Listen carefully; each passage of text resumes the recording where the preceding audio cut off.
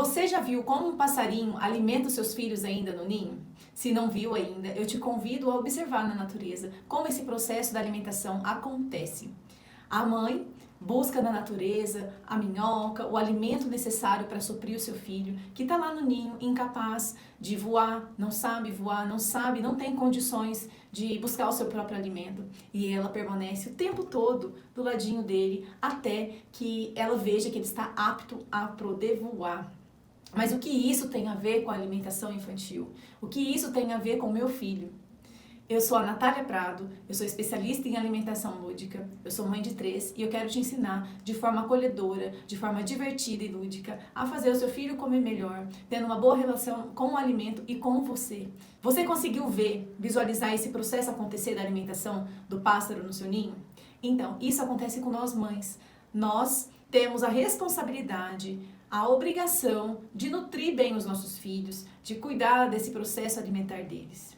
Só que o que acontece? Nós não entendemos muitas coisas que a alimentação é, que ela representa, que ela é difícil, e a gente, quando se depara com uma dificuldade, uma resistência na alimentação dos nossos filhos, nós nos sentimos cansadas, tristes, sobrecarregadas e, mais do que isso, nós nos sentimos culpadas por não conseguir desempenhar esse papel que precisamos. E a gente permanece o tempo todo ao lado do nosso filho até ver ele comer de fato, até sentir que ele está pronto para se alimentar sozinho. Então, nós mães funcionamos como os pássaros, que precisamos estar próximos, mas o que ninguém te conta, o que ninguém nos orienta, é abrir a nossa visão, nos mostrar que o processo alimentar não é algo fácil, né? A alimentação infantil é muito complexa e ela vai muito além do colocar na boca e engolir.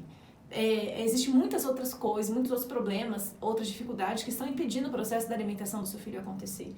E, na verdade, existe um estudo que fala que 30% apenas das crianças com desenvolvimento normal possuem algum tipo de dificuldade alimentar, e 80% das crianças que têm dificuldade no seu desenvolvimento, elas apresentam 80% desses problemas de dificuldade alimentar.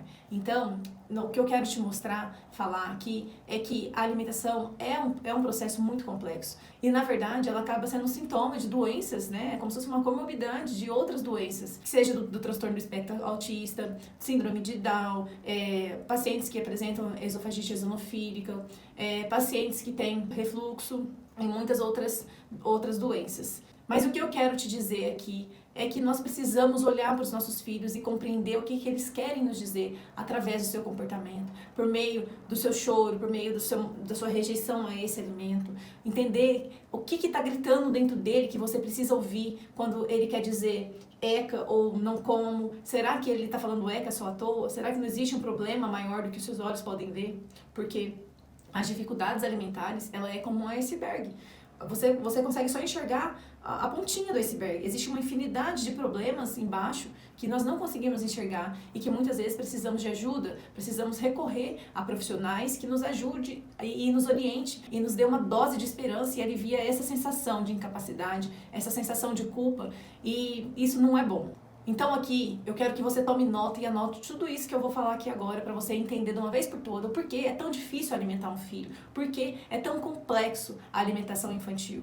O primeiro, a observação que você tem que ter sobre o comer é que o comer, ele é um ato aprendido. Ele só é instintivo nas primeiras semanas de vida. Quando o bebê está indo mamando, ele é instintivo. Depois disso, você precisa agir, você precisa já intervir o quanto antes para poder ensinar o processo da mastigação do seu filho para que ele coma de fato. Segundo, que para comer é tão complexo que nós precisamos usar os nossos 26 músculos da nossa face, do nosso rosto, para poder fazer com que a mastigação, o processo de deglutição aconteça, mas 6 nervos cranianos. Então, é um conjunto de uma obra. É muito difícil. E o terceiro é que comer é mais difícil que andar e falar. É muito complexo. Agora, então, imagina a gente delegar uma responsabilidade sozinha para a criança e não conseguir ensiná-la nesse processo.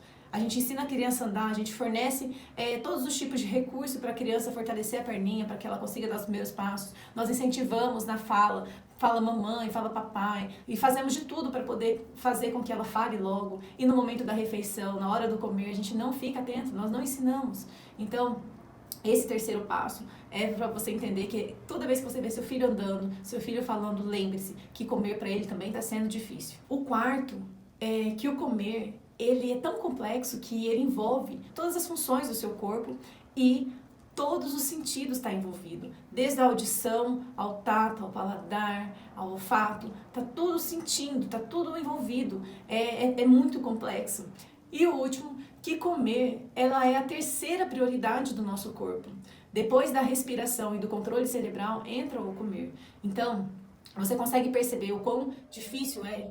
Agora que você entendeu que alimentar, que comer não é tão fácil assim, eu te convido a se colocar no lugar do seu filho, no momento da refeição, e tente compreender o como ele se comporta, o quanto é difícil isso para ele.